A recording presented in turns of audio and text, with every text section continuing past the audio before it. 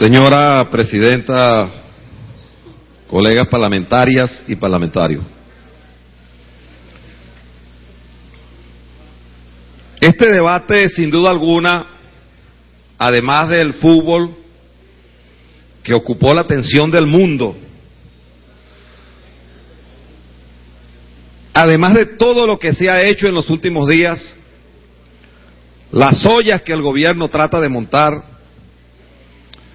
y nosotros tenemos razones absolutamente convincentes para creer en eso, porque el país no debe olvidarse de que aquí en apenas 13, 14 horas, sin ningún tipo de derecho a la defensa, ni en el Tribunal Supremo, ni en el seno de esta Asamblea, uno de nuestros compañeros parlamentarios, miembros de esta Cámara, fue despojado de su inmunidad sin que hasta ahora exista tribunal alguno e instancia alguno que pruebe que las acusaciones infundadas que se hicieron contra él tenían algún tipo de, por lo menos algo de veracidad, y que se trataba de un acto de retaliación.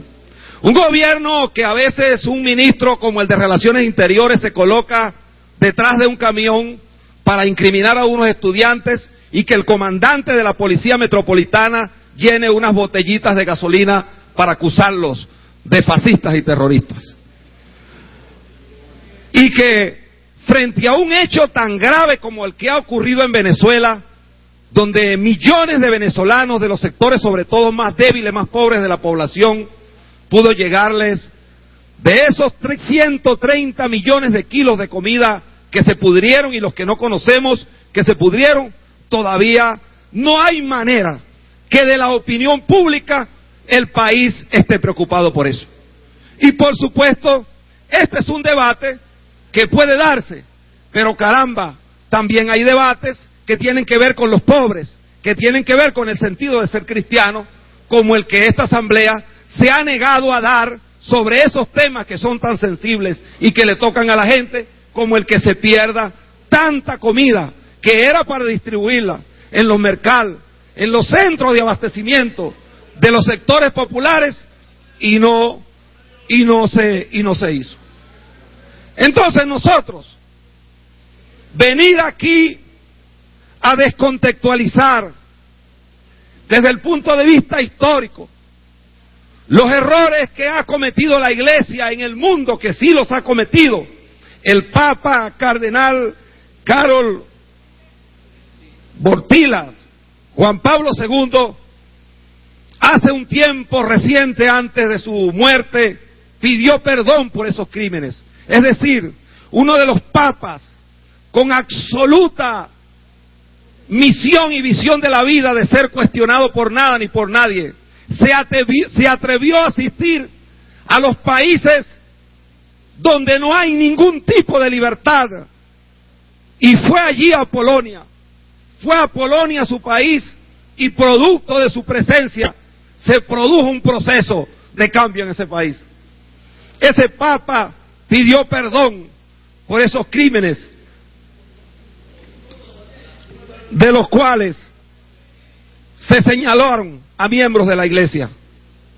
Pero también en nombre del socialismo se han cometido grandes crímenes en la historia. ¿O acaso qué hizo Stalin? ¿O acaso qué hizo Hitler, que se hacía llamar nacionalsocialista? ¿O acaso qué hizo Saddam Hussein? Entonces no se trata de hacer una remembranza histórica de lo que de las ópticas de los ismos se han cometido, sino que se trata es de que en este momento el gobierno anda desesperadamente buscando debates, metiendo y planteando cosas que nada tienen que ver con la realidad de la defensa del ser cristiano en Venezuela. Porque no solamente lo han intentado con la Iglesia Católica, recientemente también lo hubo con los pastores evangélicos. Y se trata de desviar el rumbo, de desviar el cauce. Yo no creo que para hacer un planteamiento, que en tal caso, en un país democrático, hablar y decir las cosas no tiene por qué ser objeto de descalificación y de insulto. porque si alguien incurre en ello, yo no voy a resolver eso tratando de ser más grosero, de insultar más, de agredir más, para entonces ser realmente, tener la razón.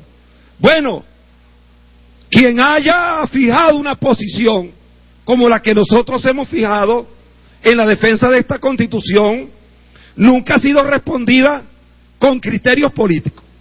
Nosotros, como el país sabe, acompañamos el punto de partida de un proceso de cambio que nació en 1999, cuando el pueblo venezolano con votos votó mayoritariamente por esta Constitución.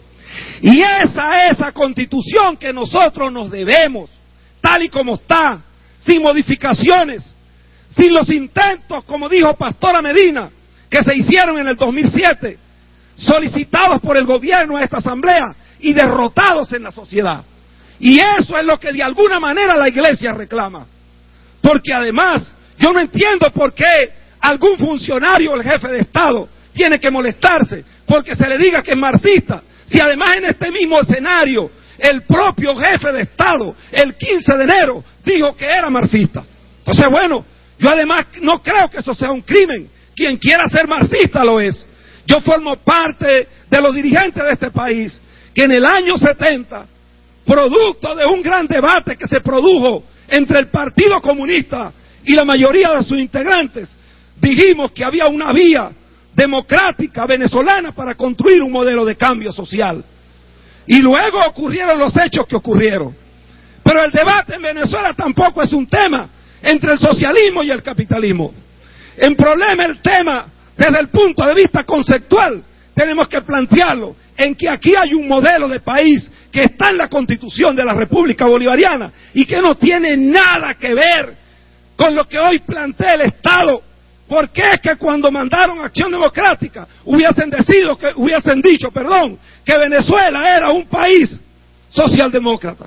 O cuando mandó COPEI hubiesen dicho que Venezuela era un país social cristiano.